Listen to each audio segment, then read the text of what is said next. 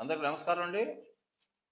ఇప్పుడు పునర్జీవ hospital fifth episode చేస్తున్నాము.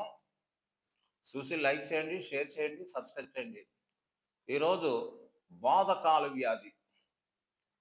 ఈ బోధకాలు వ్యాధి అంటే ఒక కాలు వాయటం, కొంతమందిలో 2 కాళ్ళు వాయటం, కొంతమందికి చెయ్యి వస్తుంది, కొంతమందికి చెవి వస్తుంది, కొంతమందికి ముక్కు వస్తుంది, కొంతమందికి పెదం వస్తుంది.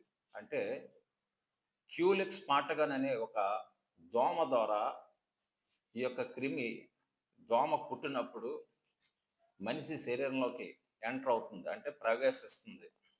ఇది శరీరంలోకి వచ్చిన తర్వాత దానికి సేఫ్ జోన్ ఎక్కడైతే దానికి అనుకూలం ఉంటుందో అక్కడికి జర్నీ చేసి కొంతమందికి కాళ్ళల్లోనూ, కొంతమందికి చేతుల్లోనూ, కొంతమందికి చెవి దగ్గర, కొంతమందికి ముక్కు దగ్గర, కొంతమందికి కను రెప్ప దగ్గర, మగవాళ్ళైతే టెస్టికల్స్‌లో కూడా ఇది ఫార్మ్ అవుతుంది.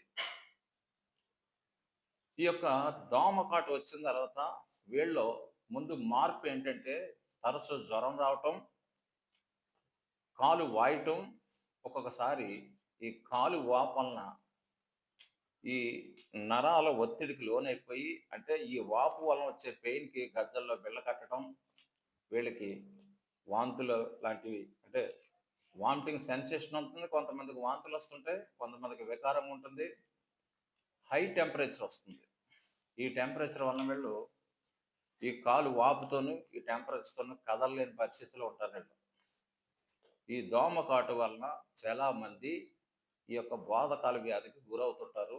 కాబట్టి బోధ వ్యాధి రాకూడదనుకుంటే మన చుట్టుపక్కల పరిసర ప్రాంతాల్లో నీరనేది నిలవ లేకుండా అంటే కొంతమంది టబ్స్‌లోను, కొంతమంది బకెట్‌ల్లోను, కొంతమంది ప్లాస్టిక్ డబ్బాల్లోను, కొంతమంది టైర్‌ల్లోను ఆ పడిపోయిన నీరుని నెగ్లెక్ట్ చేయటం వలన ఆ నీటిలో ఈ దోమలు పెరుగుతాయి. సో, ఈ యొక్క దోమ కాటు వలన ఈ యొక్క కంప్లెయింట్ వచ్చిన తర్వాత ఈ ఫైలేరియా బ్రాంకాప్టి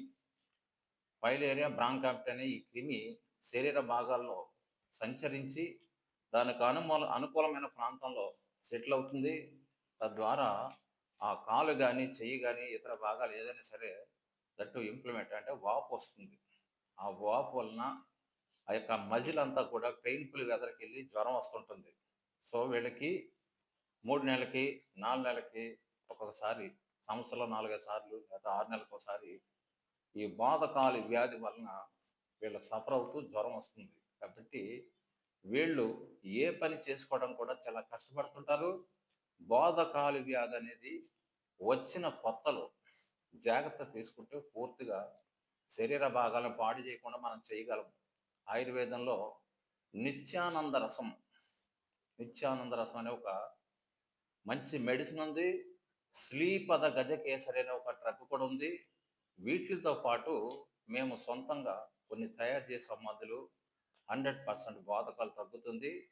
దీనికి చక్కటి వైద్యం ఆయుర్వేదిక్ ఉంది.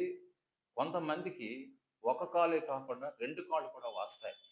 ఇవి ఎక్కువ తేమ కలిగిన ప్రదేశాల్లో ఉన్న ప్రాంతాల్లో ఈ క్రిమి బాగా డెవలప్ అవుతుంది.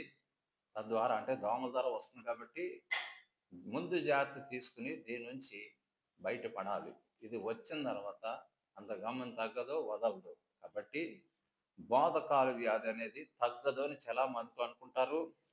ఇది ఒక 10, 15 సంవత్సరాలు ఈ బోధ వ్యాధిని అశ్రద్ధ చేస్తే ఎలిఫెంటాయిడ్స్ అంటే ఏనుగు కాలు ఎలా ఉంటుందో ఆ విధంగా తయారవి నడవటానికి, కూర్చోవటానికి, ఒంగోవటానికి, పడుకోవటానికి కూడా వీళ్ళకి చాలా ఇబ్బంది పడతారు.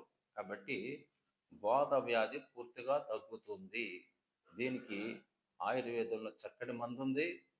కనుక మీరు ఈ చికిత్స కొరకు పై నంబర్‌ని సంప్రదించండి. Thank you.